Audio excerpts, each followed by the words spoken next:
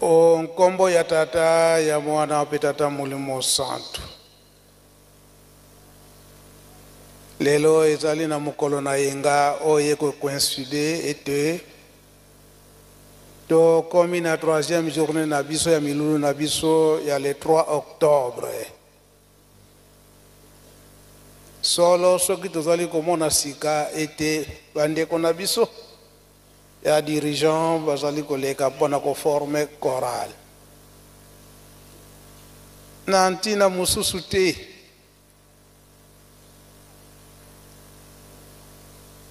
moto mwindu azalaki na mpasi. Na mpasi oyo ezalaki na moto mwindu tata Nzambe ayokelaki biso mawa. Toteya mingi na batata. Tozalaki na milulu oyo le 3 octobre. Condamnation à mort ya papa Simon Kimbangu. Kasi ya motokota na le 3 octobre. Tozalaki na milulu na biso ya mbotama ya papa Simon Kimbangu. Oyo ezalaki na le 12 septembre. Oyo secret spirituel papa diangenda eko yebisa biso ete soki naissance ya papa Simon Kimbangu ezalaki na ntina mosusu te. Ezali nde po ya kosilisa bowumbu ya mutu mwindu, esclavagisme. Ndenge bowumbu wana esilaki batata bapesaki elaka tolandaki na maloba ya papa Kisolokele lobi ete bokosala elongo na bato bayokisaki bino pasi. Kasi bozongisa te mabe o basalaki biso, bozongisila bango mabe wana te. Ezali nkambo ya mpasi kolakisa eke ezali likambo ya tata Nzambe biso nyonso ekimelo na biso kaka epa ya tata Nzambe. Lelo yo bazali kosenga biso tozala bana kotindami. O soki bazo senga biso tozala bana botindami na ntina mosusu te po batata bayebisaka biso. Papa diangenda alobi ete à partir de l'an 2000 bokomona turbulence ekokota na kati na mokili pe na kati na lingomba oyo ekokota na kati na lingomba soko bokoyika mpiko te bana oyo bayokili biso te, oyo bayokili biso te bakobunga. Oyo bana bayokili biso te bakobunga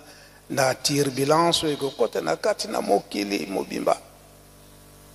pe na kati na lingomba. Yokaki maloba nyonso wana ndenge papa Kisolokele ayebisaki biso lobi. Lelo oyo tala bakambo oyo batata balobaki. Mama Mwilu alobi ete musala oyo tozali komonela mpasi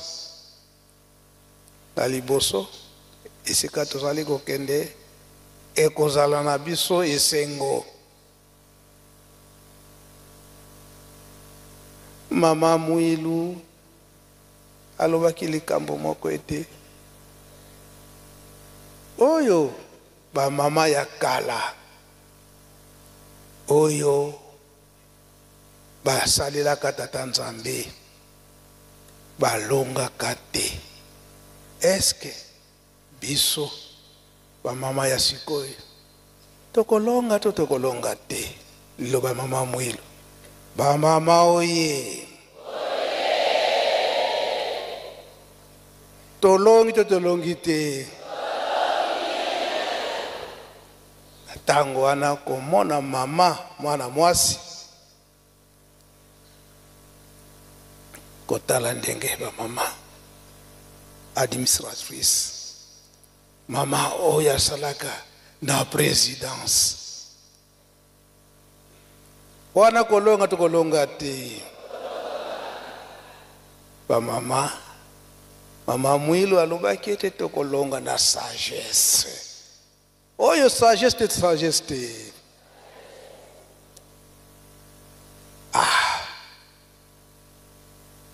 Mama Mwilu oye ndenge mama administratrice uchikolo bango mama akende kosomba bato banani basombi bato ango batata babandaki kansi batika lisima bamama nde liboso wana bolingo te batata oye tokozonga sima tokosote bango tokosote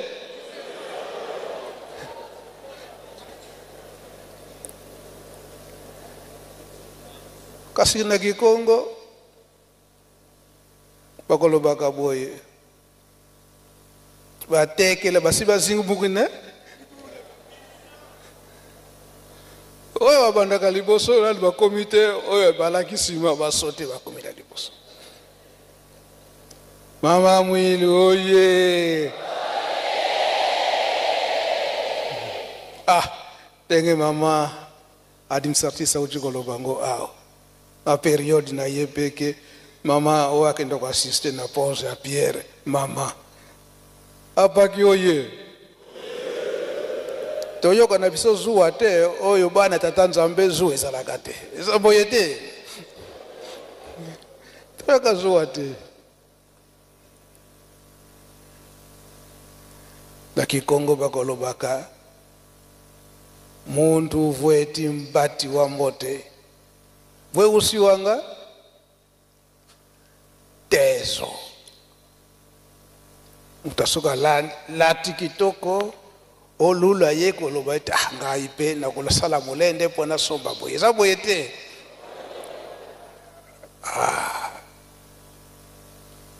fala bande kuna biso to moni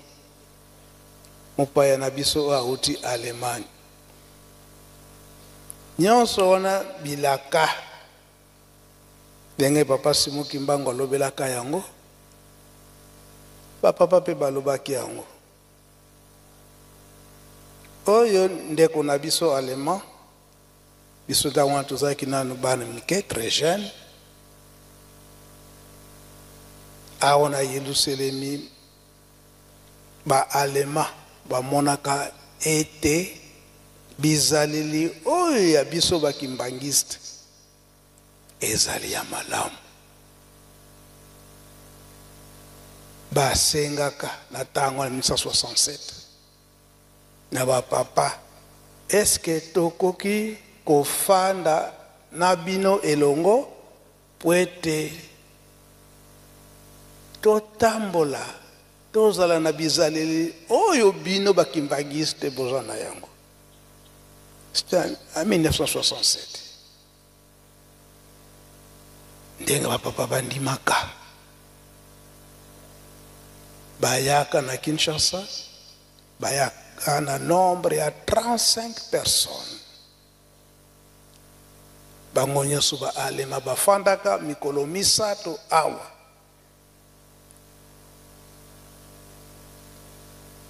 e monanaki ete bafanda pene ya papa Mfuma Mbanza papa dia Lungana Kiangani batala nini alalaka nini alamukaka nini akendekenda kwa Nzambe atongo ndengi komesano na biso 5h30 ngonga liboso ebeti na 6h papa Mfuma Mbanza azana kati na ndako Nzambe ndako Nzambe bimi papa Mfuma Mbanza telemi liboso ndako na ye azokabola misala bango nyonso bazolanda bei bazo filme ngonga nini mwa ngonga nini papa Mfuma Mbanza kokendeke pembeni umela mwa mai soka silisi ndenge nini akende kotala misala na nkamba kokende na ngombe kintsuka ti na tango wana école secondaire eza kotongama kuna na kilo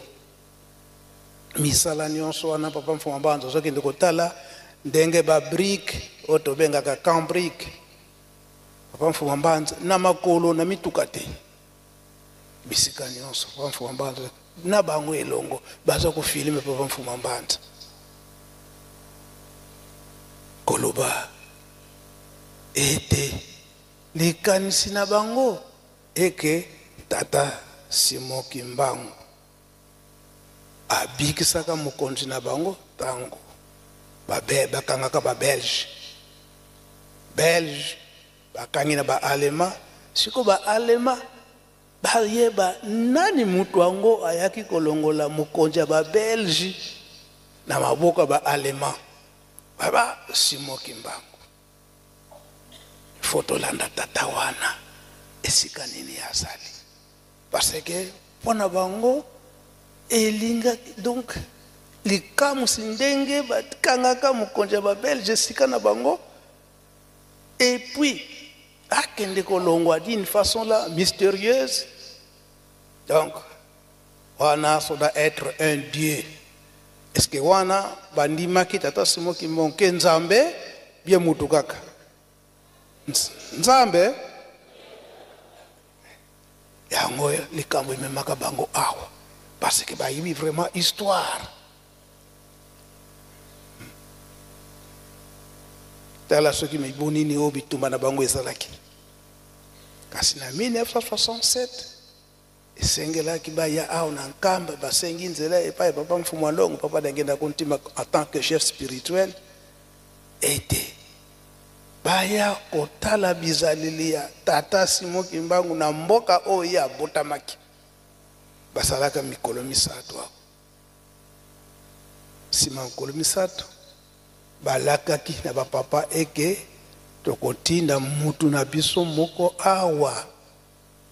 aya kosala na bino tango nyonso pwe atambulaka na papa mfuma mbanza pe basengaka epai bapapa soki bakoki kosala mwa likambo awa na nkamba oyo mpe sinyi na bango emonana ete basali mpe na nkamba basali mpe misala bapapa batunaka bango mosala nini oyo bino bolingi bosala na Yerusalemi bango balobaka ete tomoni penza ke oyo Yerusalemi ya sika oyo ezalaki na bayuda esi ekomi awa kasi eske bokoko permettre biso kosala urbanisation ya nkamba ndenge nini ekoki kotongama musala wana batindaka énormément akofanda na biso awa okomona akosala 1 mois après 1 mois akei kopesa rapport azongi lisusu kombo na ye ezalaka soki na bosani te monsieur Brickmayer ye mutu aliboso mutu asalaka urbanisation mboka nkamba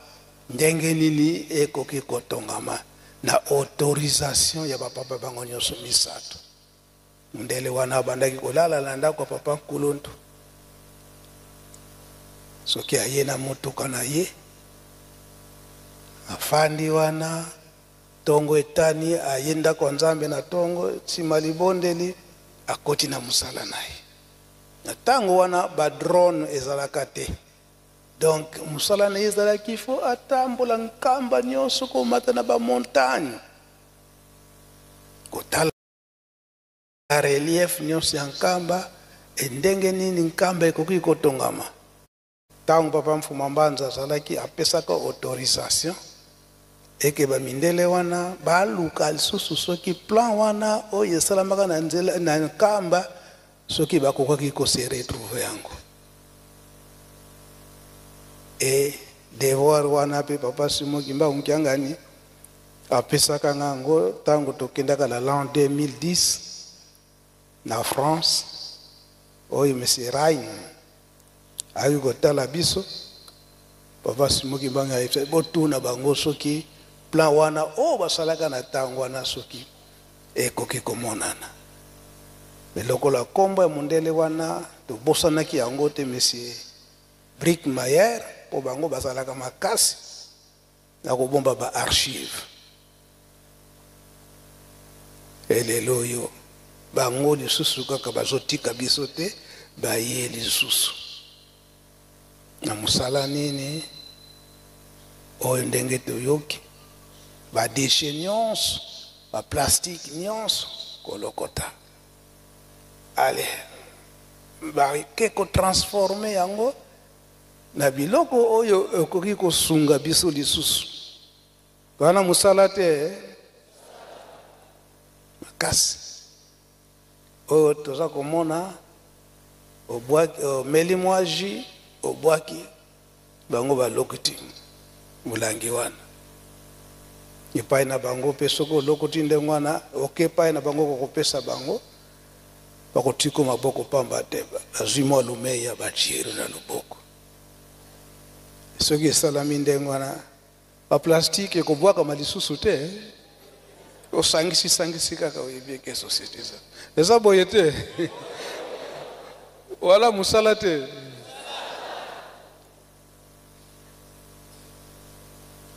koloba ete batata makambo oyo bango balobaki ezali nde kokokana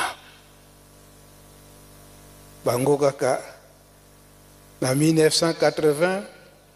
baki kosenga epai ya papa Mfumalongo papa Diangenda eke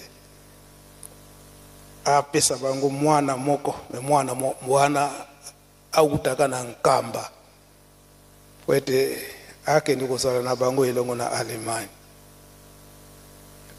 baponaka ngai tango baponinga nga na sepelinga ngele kumputu kasi nasuka na mukolo oyo fona kende to dîner ensemble nazwi malako nyonso epai ya batata ake kolala kona na ngombeke nsuka na 4h du matin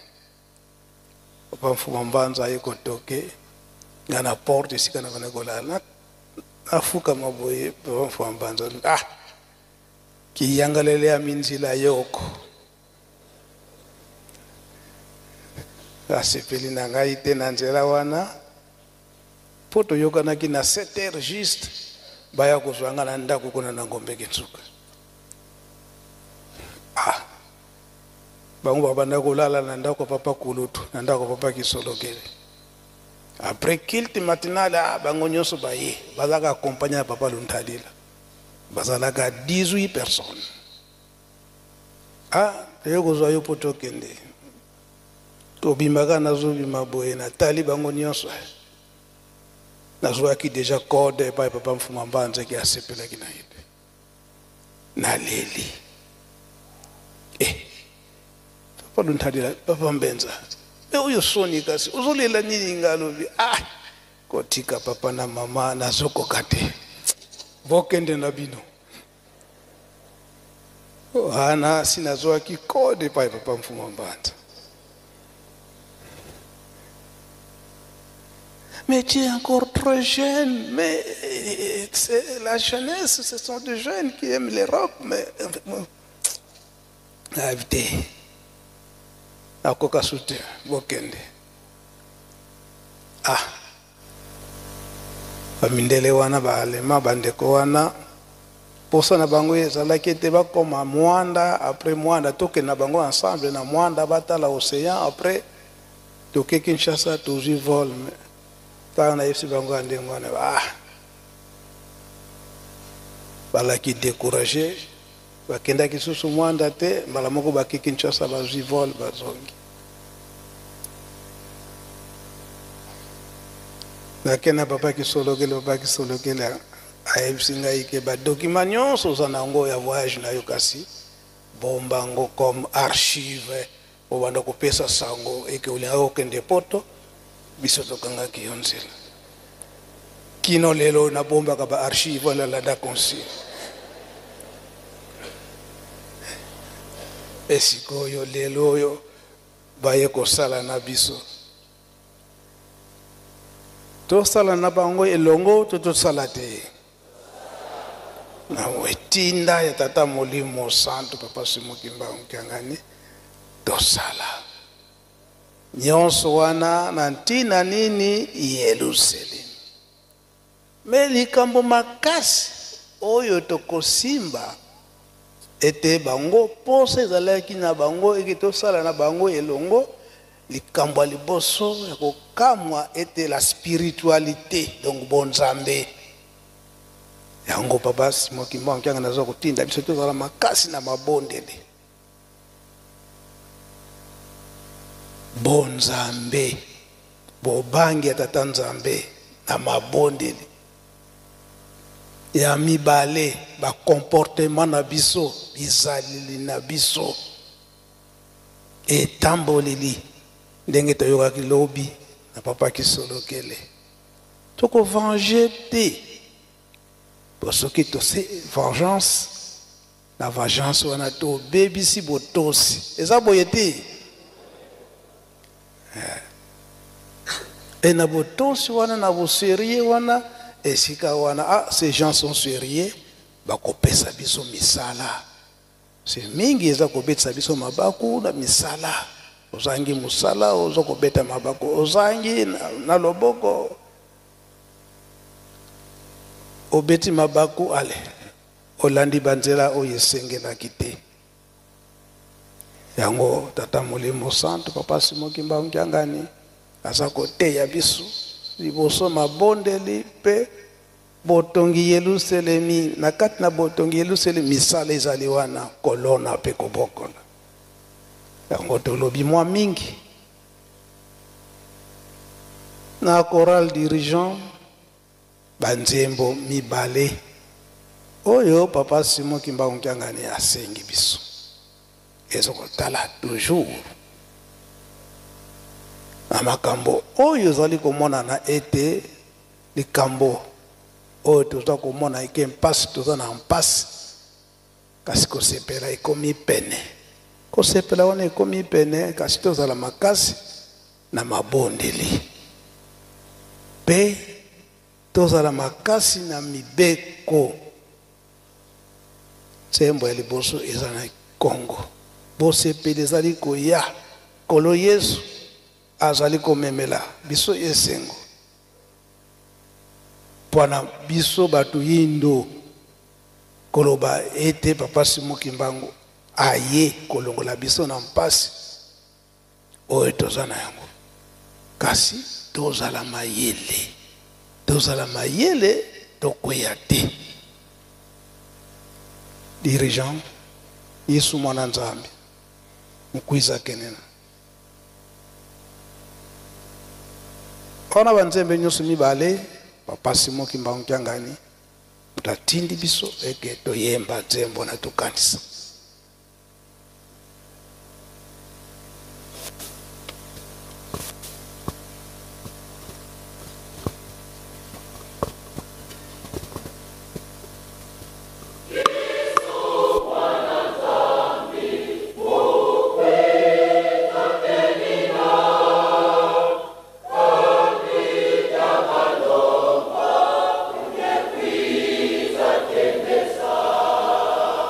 Oh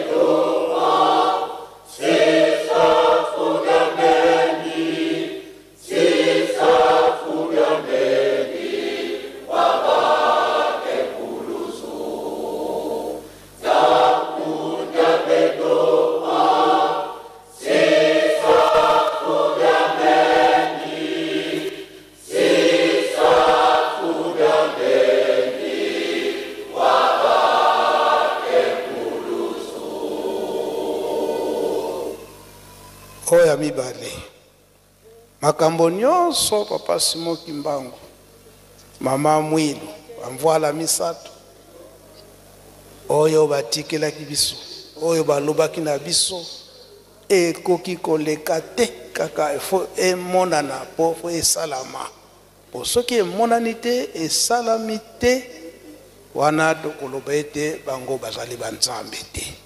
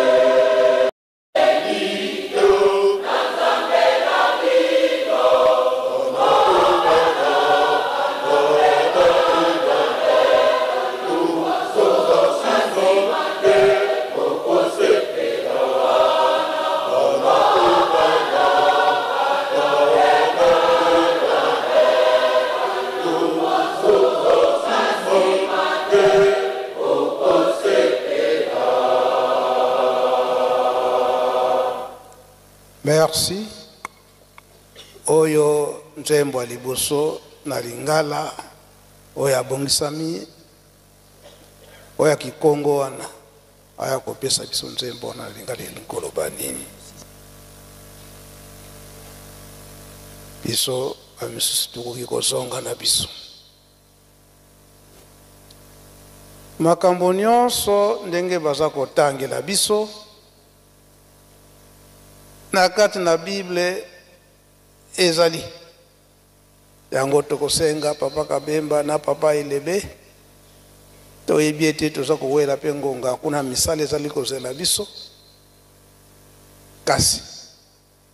ezali très nécessaire ndenge ye moko papa Simon Kimbangu kyanga na zolo kopela yango olobi ya kala loba pe ya sika tango zali koloba ya sika olobi pe ya kala ezalelaki ndenge nini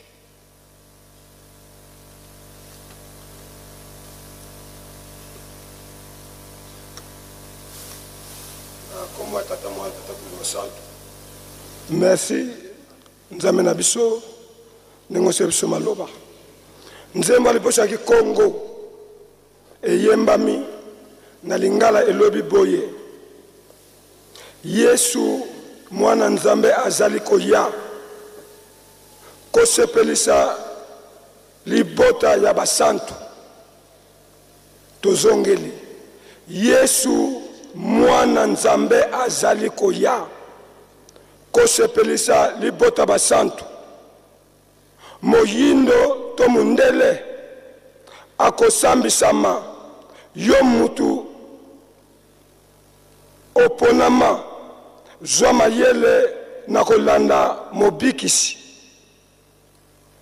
wana couple refrain elobi boye mingi bazali kozimbisama bazali kolanda bizaleli bia mokili tobieta mikolo yo bazimbisi yango deza na top yango refrain elobi boye mingi bazali kozimbisama bazali kolanda bizaleli bia mokili endeko na ngai tika bizaleli ya moyini tika bizaleli ya moyini ozwa lobiko tozongeli endeko tika bizaleli ya moyini tika bizaleli bya moyini ozwa lobiko nzembo lebi bongo nkolo Yesu azali koya kosepelisa libota na ye bana na ye moyindo to mundele akosambisama yo mutu oponama zwa mayele na kolanda mobikisi nani tata Molimo Santo papa Simon Kimbanchangani mingi bazali kozimbisama bazimbisi na mateya mabe bazimbisi na etambule mabe bazali kolanda bizaleli bia mokili mozali kotambusa biso yango tozomona elateli ya mabe ebimi bizala mabe ba Facebook ebimi ba TikTok ebimi makambo ezangi tina yango tozolanda bazali kozimbisa biso endeko na ngai tika bizaleli ya moyini ozwa lobiko na sisi bona kumata mwana Ntelu Santu. Merci papa biso nyonso tolandi na linga papa pasteur topesi bino nzela na ba chapitre bapesaki.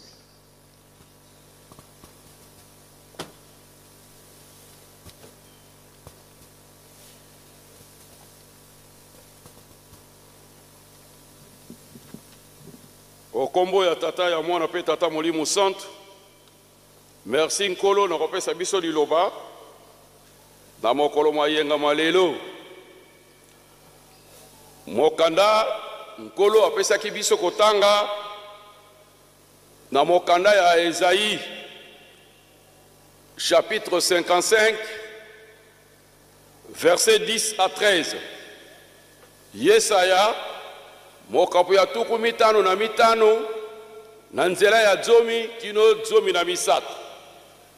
Etangeli ezali boyi na kombo na tata na mwana pe tata Molimo Santo. Maloba na ngai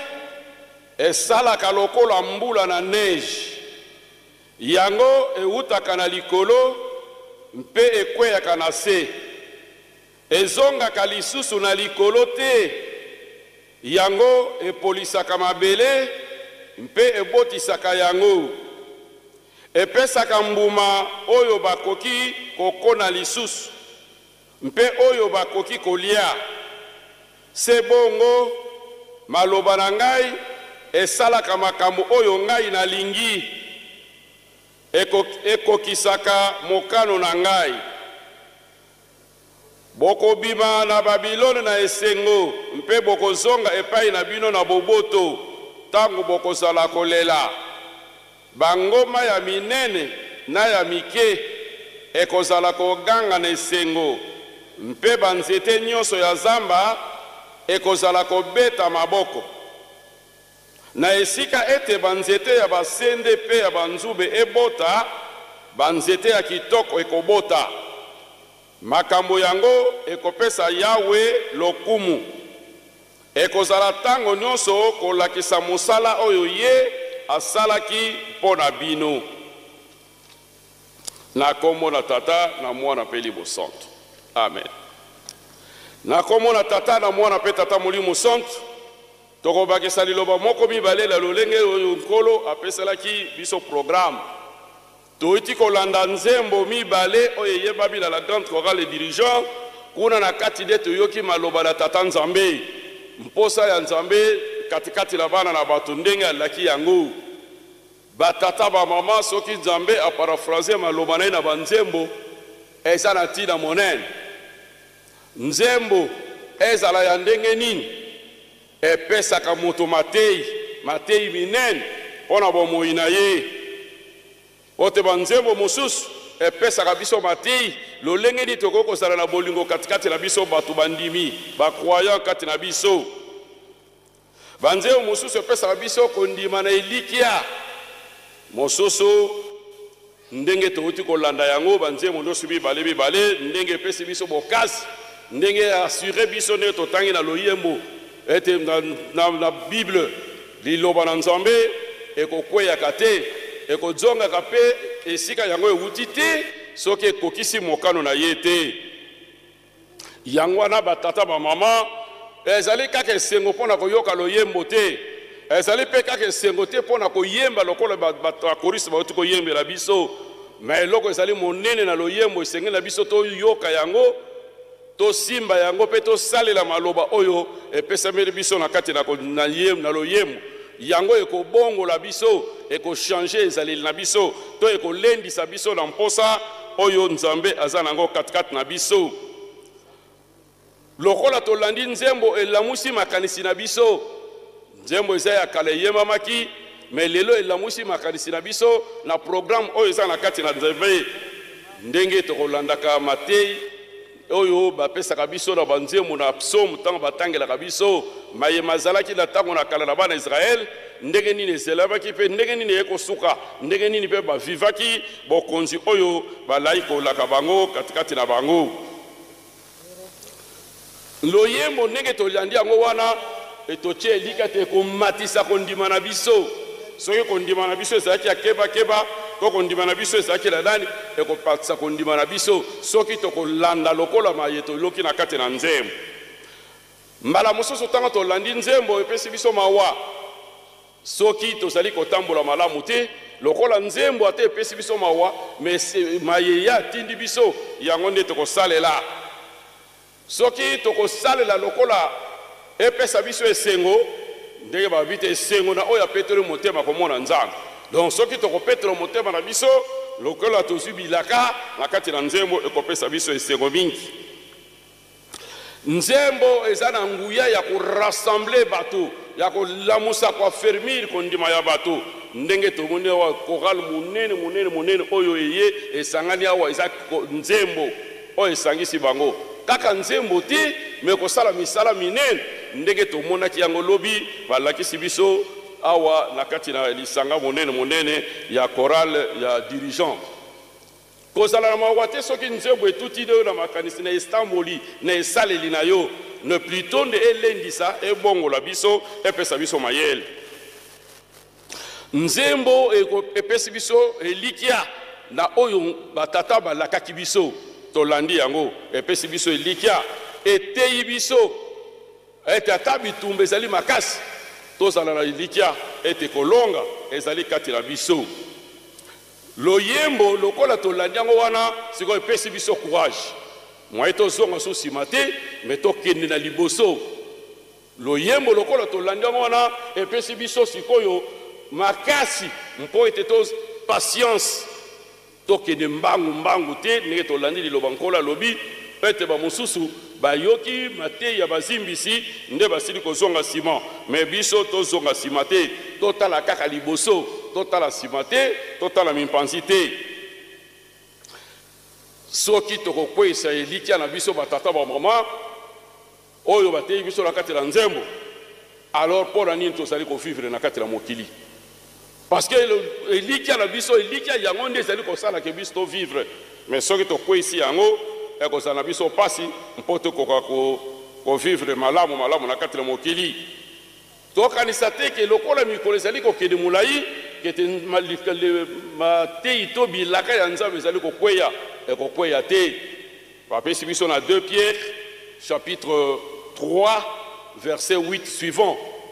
Petro la mibale na nzela na mokapu ya misato na nzela ya mwambe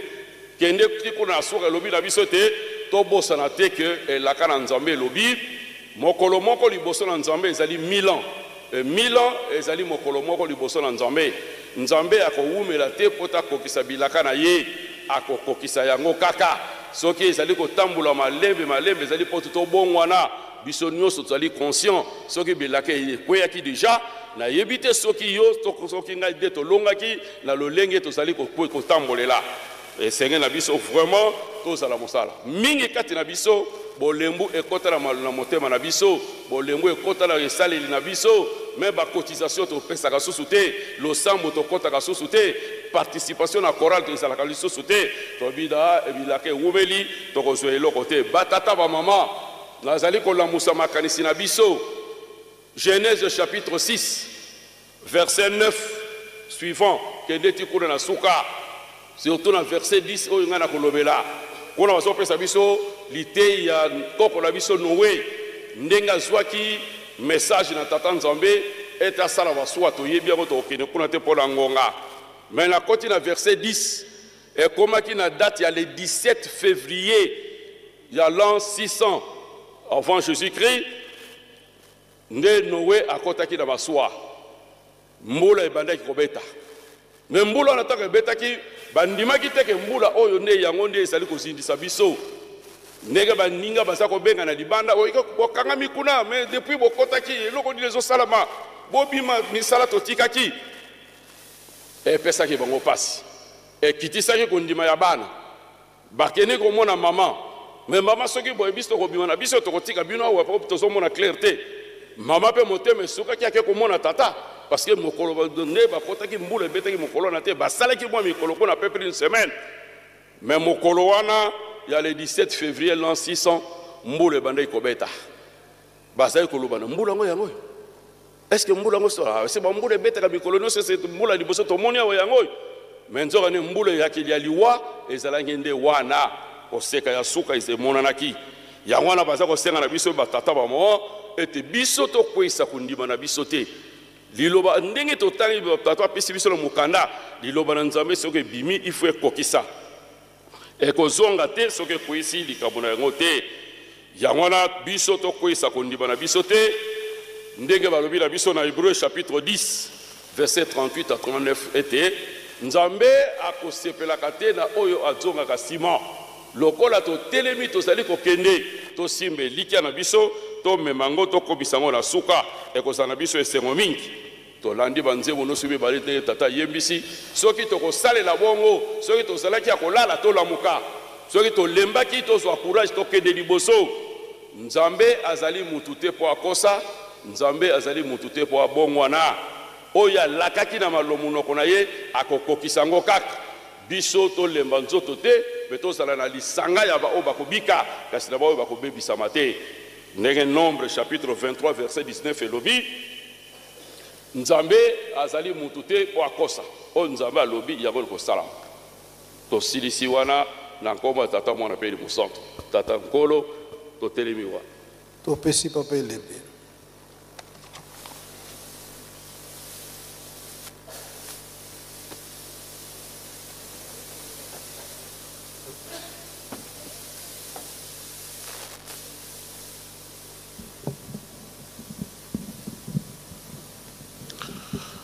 na kombo na nzambe tata mwana tata molio mosantu merci nkolo mpona maloba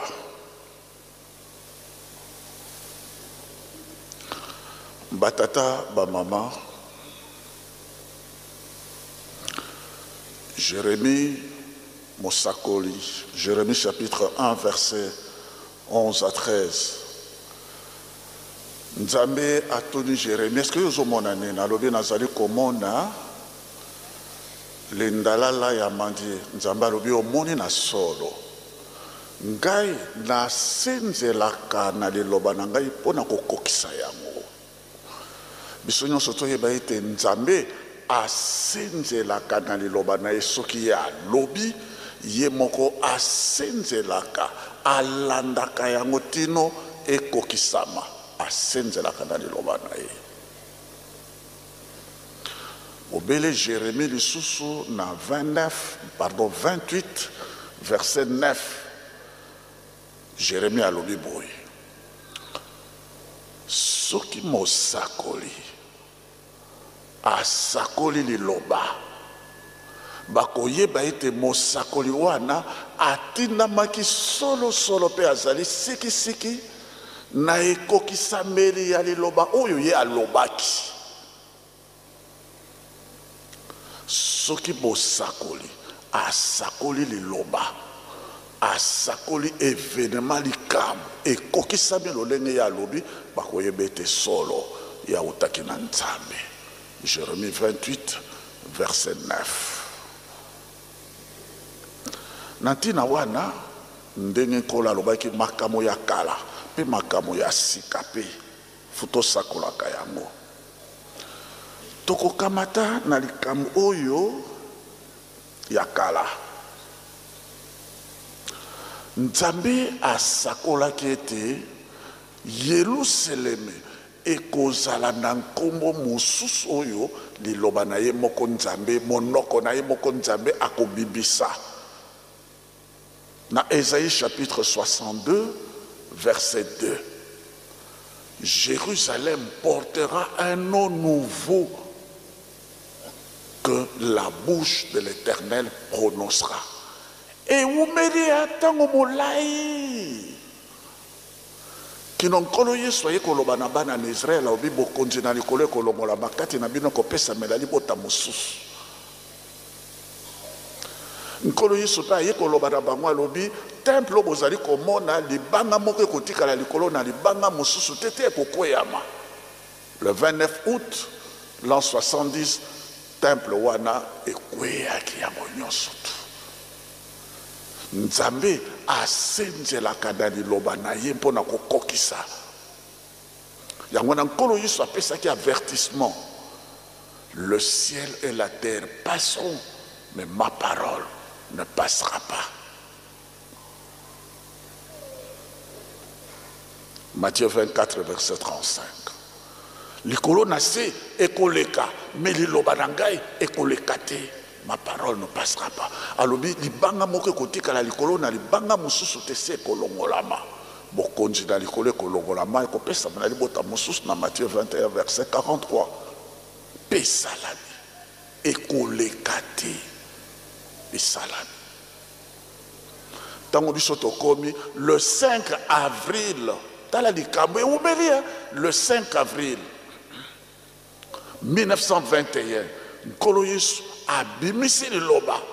ayebisi yango na papa Kimbangu nkamba oyo ekomi Yerusaleme ya sika. Mais Esaïe asakolaka yango. Esaïe 62 verset 2 que Yerusaleme kozala na nkomo mosusu. Mais nkolo Yesu parce que eloba biete Nzambe moko mutu akoloba nkolo Yesu aye koloba yango le 5 avril 1921 nkamba oyo ekomi Yerusaleme ya sika. Batata ba mama yango biso tozali ne na nzela ya solo.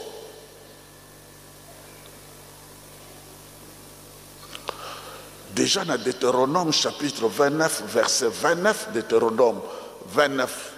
29 qu'on a déjà basakoli yango balobi boy makambo ezali Yakobo Mbaba, les choses cachées appartiennent à Dieu. Mais Oyo et Sakolami et Lobami, les choses révélées nous appartiennent à nous et à nos enfants. Maye et Zali Mabombabi, Ndenge par exemple, le jour du Seigneur, Mokolo Nayao, et Zali li Bombabi, Aye Moko. Mais Oyo Nyo Soto et Sakolami, bokamata yango boyeba yango ete ezali ya biso ekosalemela biso ekokokisamela biso Yerusalemu ya sika yango moto akosa yo te temple mpe yango oyo mauso ezalaka na Yerusalemu ya kala yango oyo moto akosa yo te. Ceci est d'autant plus vrai que bana na Israël bazalaki kozela bazalaki kotungisa nkolo Yesu ntango nino kozongisa bokonzi na Israël ndenge yango ezalaka. Bana kutu ya Zebede bake kosala proposition. Mama Zebede alobi ntango yozokota na Yerusalemu otelemisa bokonzi kamata mwana na ngao ya mobali azala ministre des Affaires étrangères ou mosusu ministre de l'Intérieur bazala ba proche collaborateur na yo parce que baza komona ke ntango nde yango kolosabite ntango yango yote mpona ntango pe na makamu nyonso pe pona kozala droite pe à gauche nzambe asabongisa yango. Makamu yango yepa na biso tango tataki mbango asakoli ete mwindo akokoma mondele mondele akokoma mwindo autant balobi elingi koloba nini autant fixé par Dieu nous serons libres na tango nzambe abongisi biso tokozala libre tokotonga mboka na biso biso moko ndenge mondele aza kotonga oyo ya ye esalami mpe mpo nzambe asenzelaka na liloba na ye mpona kokokisa yango mondele akenda biso tozotambolisa tomoni mama na biso awa na esengo nyonso abingai administratrice ya territoire mais ezalaka te yango ezali nzambe asenzelaka na liloba na ye mpona kokokisa yango. Tomoni lelo bamama ndenge ya alobi yango elete azalaki mokuse oui basobi bateau de pêche nana kokaki ko esalami mpe nzambe as. Tu parles français? Eh bien, c'est un avantage de taille au Canada. Tata wa maman.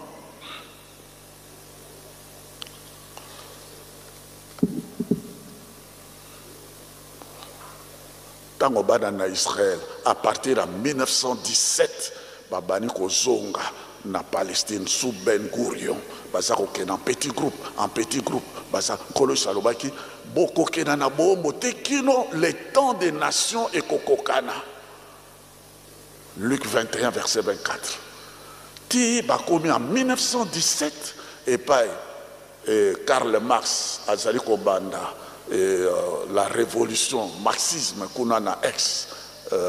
URSS bana en Israël pe bazali kokende na Palestine baza kozonga en Palestine en petit groupe et puis en 1917 pe États-Unis à côté de la première guerre mondiale et il y a aussi là en 1918. Tango bango bakei tokomi na 1947 papa Diangenda toujours ndenge biso tokinkolo alobi na biso pe tolani yango na banzembo eye koloba mete tozala na mabondeli bakasi na 1947 papa Diangenda akamati bambuta bakei mabondeli kuna na lotendeli balobi Israël azwa indépendance biso tokoya kozwa biso bato mwino na nsima 1948 bana d'Israël bazwi indépendance na bango et salami bango bazongi na Yerusalem bazongi na mokili na bango na 1948 na tango nini tango nkolo yusa ye kozonga epai na biso tango tata molio mosantu aye epai na biso na eyele na ye ya mibale nde bana d'Israël bazwi indépendance baza lisusu baomwa barome te biso mpe tozwi indépendance toza lisusu baombo ya babelge te esalami batata bamama nzambe akosaka te ndenge pa Pasteur Kabemba alobi na Nombre 23 nzambe akosaka te esalami. Alors bana en Israël basali nini tango biso tozwi indépendance na 1960 le premier ambassadeur d'Israël, Ramyeron, nommé ambassadeur le 11 novembre 1960. Batini avec mission, et premier ambassadeur, qui n'a qu'à vérifier parce que mosakoli motinda bisoko alobi likambo esalami c'est kauti na solo na nzambe. Alors allez vérifier un peu ce que nous avons entendu. Il y a Tata Kimbangu depuis 1921 tout ce que nous avons entendu, si c'est vrai ou c'est faux, yo maintenant l'ambassadeur d'Israël est venu. Yeron, tango ayamami kuna na Kinshasa, alobi boy, biso ba juif, to ndimela kinkolo isote to moni passe. Mais bino soko bondimeli Tata Kimbangu te, o ya tinda meli bino, boko mona passe koleka biso ba juif. Ayaki awa na 1960. Tango ye yawa Yeron a côté na Kilongo. Tango ye a côté na Kilongo, abimi na Kilongo. Tango ye abimi na Kilongo, atali de ba montagne nyonso relief yo nege nkolo alobi na biso balma ona bayaki kosala urbanisation cartographie en Kamba. Tango ye atali Nkamba, atali ba montagne nyonso à l'identique ya Yerusalem ya kala. Oka maloba ya Ram Yeron. Alobi boy. Nazali gai ancêtre nanga Abraham. Nazali nesengo parce que je suis le premier des descendants d'Abraham. Naya komone sika Yerusalem na sika ekotongama. Tango ya zongi na mboka na bango apesi rapport balobi c'est vrai. Le prochain envoyé de Dieu après les patriarches, après le prophète, après Jésus-Christ, après les apôtres, est apparu sur une terre étrangère à Israël. C'est vrai, Makama Papa Kimbangu. C'est comme cela qu'on invitera Papa Diangenda et Nani, invitation éleki par le gouvernement belge. Papa Diangenda est allé le 27 octobre 1961 à Jérusalem, na Tel Aviv, à Komikuna. Il a été accueilli par Mendes, ministre de la culture, et puis ministre de culte. Et puis après, à Nokisimula, na demande, il y a gouvernement d'Israël. Et Bango Balobi, les Kamou Nkolo Salobaka, qui n'ont beaucoup de Kalati Bokoloba, à Pambolama, Oyaye na Komona Kolo. C'est vrai. Dieu veille sur sa parole pour l'accomplir. Natango wana balatisi ekoti ya grand rabbin, c'est-à-dire Motei Sangomala Mukolo Papa Diangena, le nom du chef spirituel. Et où en Israël et pas dans l'histoire, le nom du chef spirituel. Pendant qu'aussi ça batata ba mama. Nzambe azala kampe azali. Biso surtout biso nege biso tozali na mokolo mwa lelo. Tolanda totonga Yerusalem po ezali ya sika ya solo eko ya mama bota manso ya mokili mobima. 1 2 toilanda tata mokonzi abule tata Seboke Mbangu Kiangani pona nini parce que azali alpha et oméga et bandeli pe suka. Ceci est vrai parce que le 3 octobre 1921 condamné à mort tango biso tokei na Mbanzangungu Papa Diangenda, le 17 février 1991, j'aime bien donner ces précisions. À Lobiboy, boyoka kete manso ekangama ki na Mbanzangungu, manso pe ekofongwamana na Mbanzangungu. Le 3 octobre 2011, le 3 octobre, à la même date, Papa Simon Kimbangu Kiangani,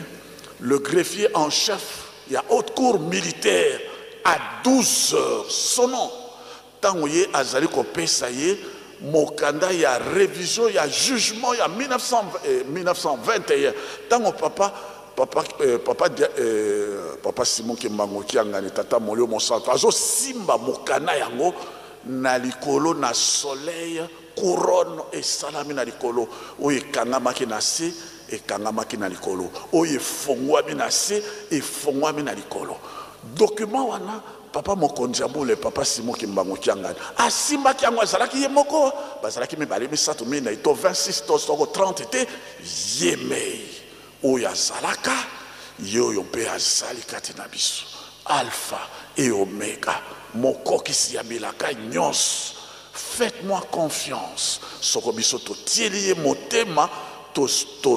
kangani na ye levi, c'est-à-dire kokangana soko tokangani na ye mansoyo ya bilaka ekokokisa mela biso tokosepela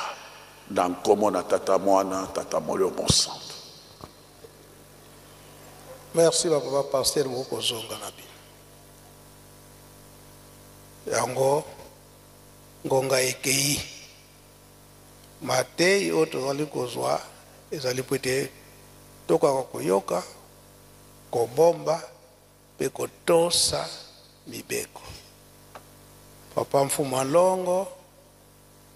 papa diangenda kontima biso alanga nzembo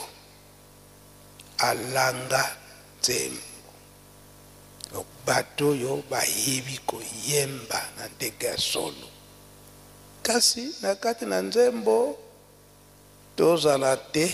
lokola bandeke oyo bakobengaka ngundu biole na Kikongo.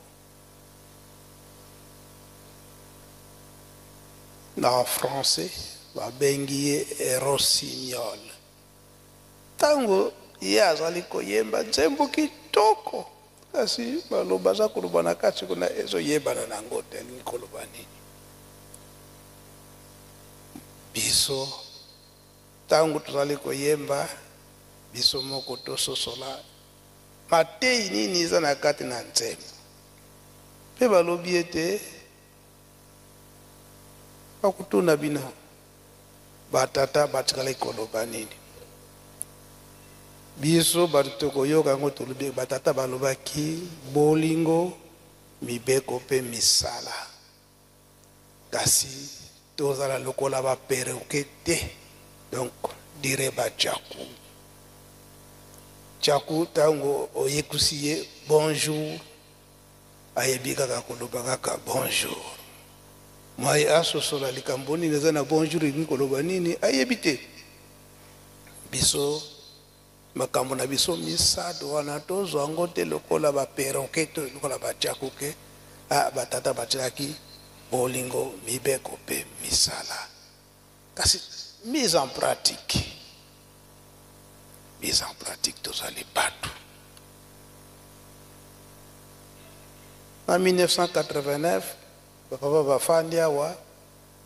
suka biso bajeune tolelaki misala papa misala posa ya kosala kasi esika ya kozwela misala ezali te salila biso bakompani. Papa diangenda alobi te bakompani ngai te papa kisolokeli. Papa kisolokeli alobi ete po ete tozwa misala commençons avec les coopératives agricoles. Tosala nanu ba coopérative agricole. Tosala bilanga. Ngada ibina kosala bilanga te. Beto kozo ba machine lelo tsi ba machine. Biloko yo to kochela ba machine wana. Eko uta wapi? Na bilanga ndeko na bisuma yombe bakoloba ke toto nkuluntu Kabonyos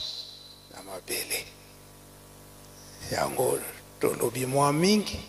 libanda toza kobima ngonga sieke tokumtira ba 16h30 misala ezali kuna tosilisa po ete lobi tokende na remise de coupe mpe toyoki ete tobimisa mabanga tokende kotya esika basosiete na biso ezali mabanga wana mosusu eza na esika ya imprimerie wana nde biso badirigant to comme ça esika oyo bakotya basosiete eza mosika mingi te na imprimerie esika ebongisami mpona kotya bamashini nyonso wana mosusu eza na se na mai oyo toza na makasi tokiti na se tobimisi po ete tosala signe wana eke totikali kobimisa libanga ata moko mpona botongi esika ekozala bamashine na biso kaka makasi na kati na bolingo mibeko mpe misala onkombo tata mwana mpe tata molimo santo amen. Ika twakubike no moko twatonda lusiku musu tutambuli kwa sedieto muzola kwa seye mwana tata mwanda velela munkumbwa se ye mwana ye tata mwanda velela